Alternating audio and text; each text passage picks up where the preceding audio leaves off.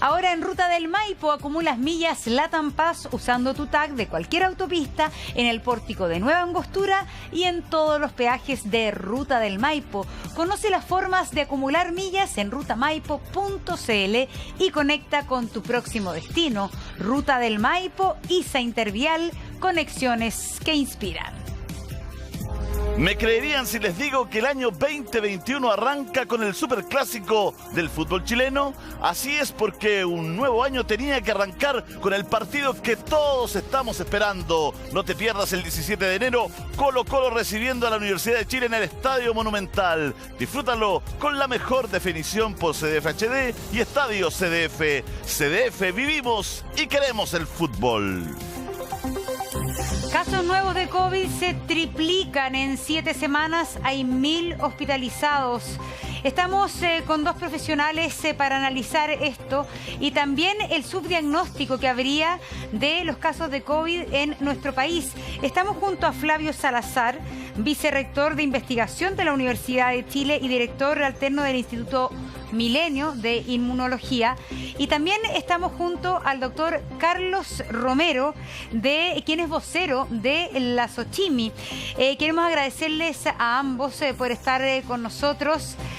Y hay un titular también en Publimetro que nos preocupa, que tiene que ver con que se está alertando en este momento que los contagios en Chile serían 9 veces más. De alguna manera que la cifra representa la verdadera cantidad de enfermos con coronavirus. 6 veces más, es eso, ¿no? Que habrían 6 veces más enfermos que los que arrojan las cifras. Flavio, doctor, ¿está de acuerdo con esa proyección o es muy alarmista quizás?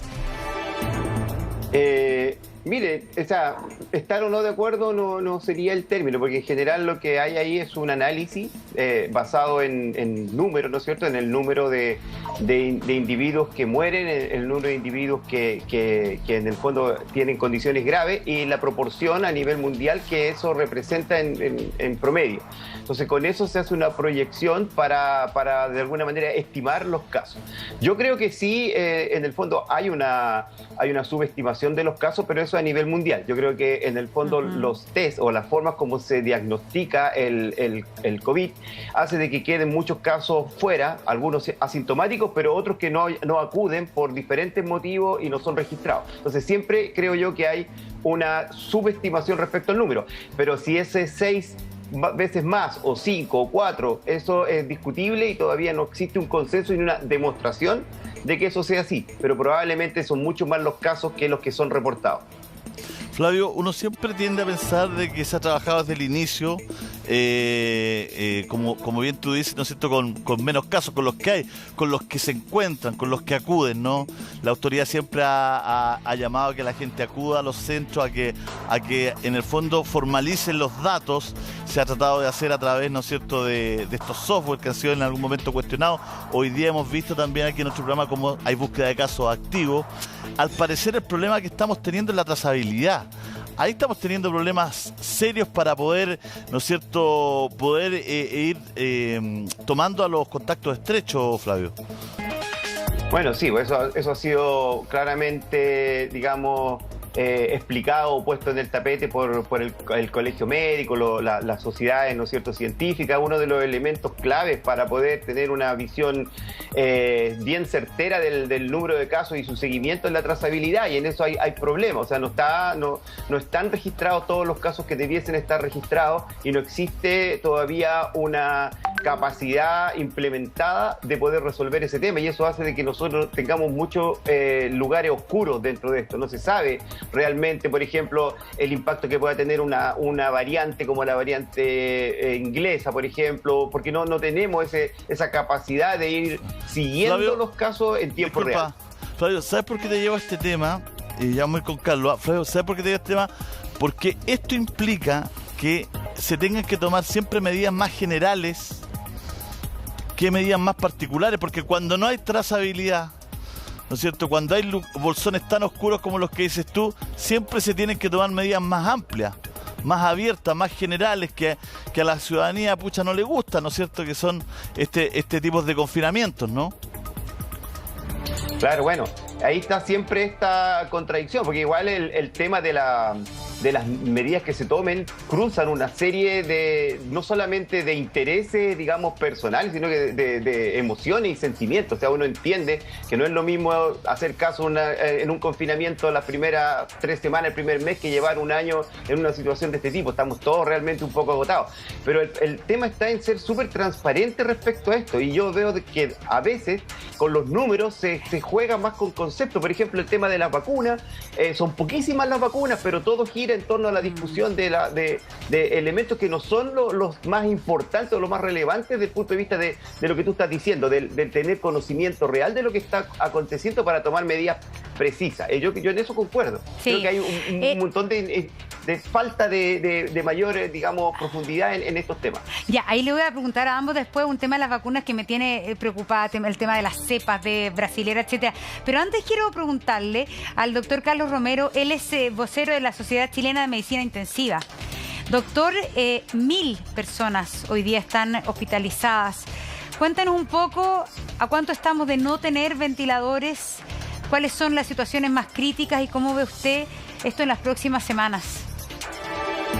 Buenos días, Montserrat, Julio César. Muchas gracias. La verdad es que como Sociedad Chilena de Medicina Intensiva estamos muy preocupados por el incremento de casos. Vemos que estamos prácticamente al borde de los 4.000 casos y por arriba de los 4.000 casos prácticamente en los últimos días. Se está sintiendo cada vez con mayor claridad el incremento en los casos que llegan a hospitales también en la región metropolitana. Ya estamos viviendo, digamos, una situación bastante crítica en regiones al sur y el norte del país. Por lo tanto, lo que uno espera, además, con la presencia de esta variante inglesa en el país, que tiene mucha más capacidad de contagiosidad, que ya está, digamos, documentada también en la región metropolitana, con la gran movilidad intercomunal que se da en el día a día en la región metropolitana, ¿no es cierto?, con aglomeraciones en el metro y en el transporte público, con aglomeraciones también en lugares que no son de necesario acceso diario, digamos, o de vital acceso, como son los centros comerciales, en donde también se dan, digamos, la presencia de gran cantidad de personas. Con lo que hemos documentado y nos han mostrado ustedes a través de diferentes imágenes de estas fiestas clandestinas, lo único que esperamos es que los próximos días y semanas estos casos se vayan incrementando de manera significativa. O sea, no sí, se ve en este lamentable momento de que en los próximos días esto pueda decaer. Claro. No se ve una curva que luego vaya a bajar, sino que va a seguir subiendo en las próximas semanas. Quería preguntarle... Y no se toman medidas más restrictivas, claro, y eso tiene que ser en este momento, ¿no es cierto? Y cuando uno habla de medidas restrictivas, no está yendo al extremo, sino que hay que evaluar el panorama y ver cuáles son las medidas, cómo se puede restringir un poco más la movilidad, pero eso tiene que ser en este momento, porque cuando la situación ya esté fuera de control va a ser tarde. Doctor, ayer hubo en el informe del MinSal 90 fallecidos. En los últimos días han sido muchísimos. El perfil, la edad, la situación de salud de los fallecidos hoy día en esta segunda ola, ¿es similar a la de la primera ola? ¿Son personas adultos mayores con enfermedades de base? ¿O ha ido cambiando ese perfil y ya podemos hablar de más fallecidos en grupos más jóvenes? Sí, lo que hemos documentado al momento, digamos, al menos es que tenemos más casos en personas de menor edad, ¿no? Y ahí probablemente el sobrepeso, y sabemos que eso es algo bastante prevalente en nuestro medio, juega un rol muy importante en términos de la severidad de la condición. Entonces, si bien en la primera ola fundamentalmente esto estaba más sesgado hacia las personas de mayor edad, con más comorbilidades, hoy en día estamos viendo que ya en menores de 40 años tenemos casos graves dentro de las unidades críticas y eventualmente con riesgo de tener un mal desenlace. Hay que recordar también, y me gustaría aquí, Montserrat y Julio César, hacer notar, digamos, ingresar a una unidad de cuidados intensivos puede ser por lejos la peor experiencia que puedan experimentar en sus vidas. Son lugares en donde tenemos que hacer una serie de intervenciones para poder salvar la vida de los pacientes. Y efectivamente hemos sido bastante eficientes en eso. Pero es un ambiente bastante duro, digamos, ¿no? El estar dentro de esa... Es muy hostil estar dentro de esas unidades, sobre todo, además, Julio César, el estar solo, sin el acceso frecuente de sus familiares por todas las restricciones que hoy existen. Entonces, es importante que la ciudadanía tome conciencia y como lo decía, digamos, el doctor Salazar, no poner todas estas esperanzas en las vacunas. Un efecto realmente significativo de las vacunas lo vamos a ver a finales del segundo semestre del 2021 si se mantiene, digamos, un buen programa de vacunación. Lo que tenemos que ser ahora es estrictos en las medidas que ya conocemos y probablemente también la autoridad sanitaria probablemente va a analizar los números y va a tomar medidas más restrictivas.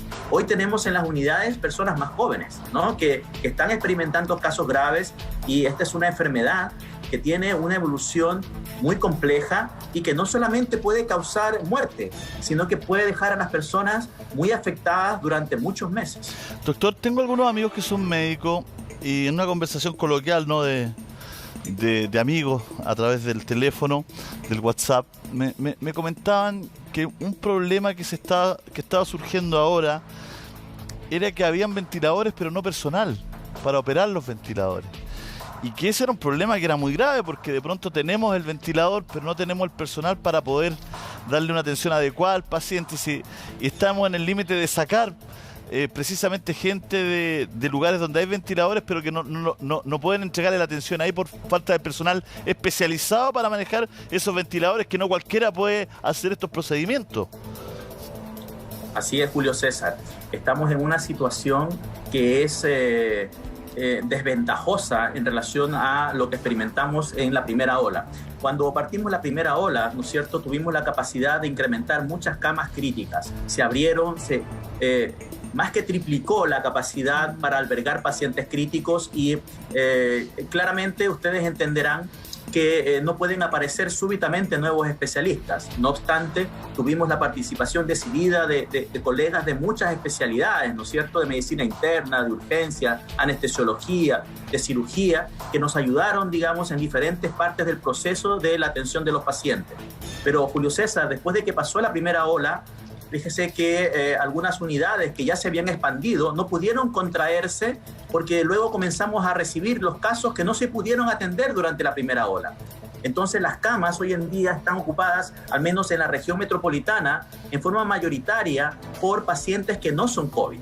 Entonces ahí ya tenemos un problema de que tenemos una capacidad expandida, no como en la primera ola, pero expandida, que está ocupada por pacientes que no son COVID. Estamos a la espera de un incremento significativo de nuevos enfermos COVID y físicamente podemos no tener las camas disponibles. Pero además de eso, lo que usted bien manifiesta, cerca de un 25% del personal sanitario está con licencia por el gran desgaste emocional y físico que experimentaron durante la primera ola. Además de eso, 87% del personal está con desgaste profesional, con burnout, ¿no es cierto? Que obviamente va a ser complejo esto. Así es que, independiente de la previsión que usted tenga, independiente de el lugar o de la región, hoy en día contamos con muchos menos profesionales capacitados para poder dar atención a los enfermos, independiente de que podamos abrir de nuevo unidades de recuperación posanestésica, unidades pediátricas, etcétera. Está ahí la estructura, está la tecnología, tenemos los ventiladores, pero no va a haber personal sanitario especializado para poderlos cuidar. ¿Y qué significa? ¿En qué se traduce esto, Julio César?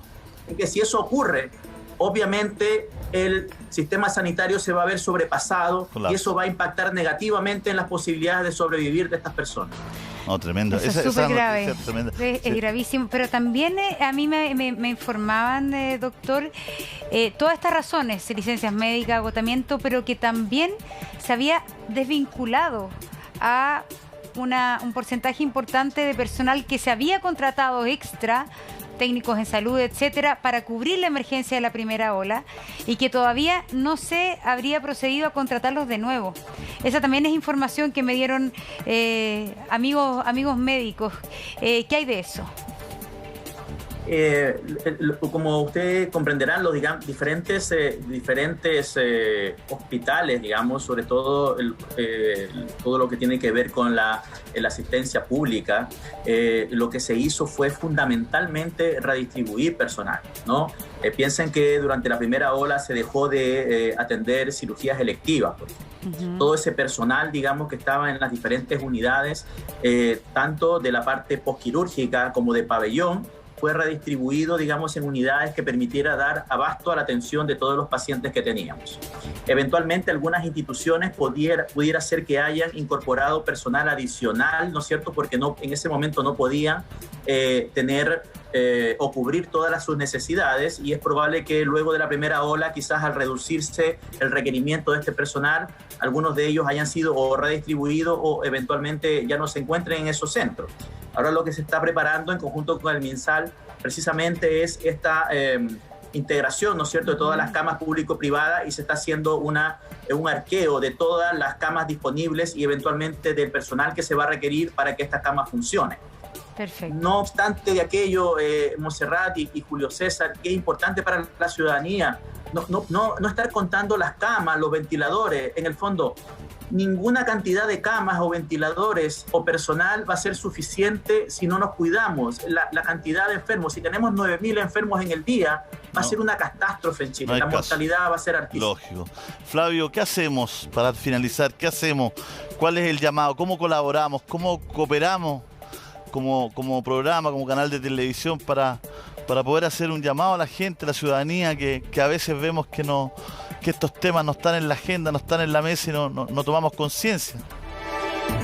Un tema complejo, y no te puedo yo, Julio César, entregar una receta, ¿no es cierto? Pero sí algunos elementos que me parece que tienen que estar en la discusión. Yo creo que lo primero es que tienen que, de alguna manera, ponerse en el tapete los elementos que el Estado puede controlar, ¿ya? Y hay cosas que el Estado puede, ¿no es cierto?, implementar, y que tiene que ver con, no solamente con un traspaso de la responsabilidad a los grupos, ¿no es cierto?, que de alguna manera se reúnen en fiestas clandestinas, que a las cuales hay que aplicarle la ley, sino que también elementos que tienen que ver con el trabajo, ¿no es cierto?, los horarios diferidos que pudiesen haber, el transporte público, ¿no es cierto?, el comercio, las limitaciones, porque hay claramente temas que son demostradamente un hecho de que este virus se va expandiendo a través de eventos de supercontagio. O sea, hay como sectores o situaciones en las cuales se producen explosiones. Si estas explosiones se producen en todas partes, obviamente el número de infectados va a ser muy grande. Por eso, y por otra parte, aliviar la carga emocional que tienen las personas. Por lo tanto, también generar actividades al aire libre, ¿no es cierto?, que sean permitidas y que se ha demostrado que tienen mucho menos nivel de contagio. Sí. Flavio, Carlos, les queremos agradecer este ratito con nosotros. De verdad es que estamos preocupados y queremos también traspasar a la gente esta preocupación, sobre todo de ustedes, de los médicos que están trabajando todos los días con la enfermedad, que saben la verdad, que están trabajando con tanto dolor y sufrimiento, como bien decía Carlos. La experiencia de una intubación, de estar en la UCI, es una experiencia realmente hostil y difícil, no solo para la persona que está, sino que para todo el grupo familiar y humano. Un abrazo para los dos, muchas gracias por estar con nosotros.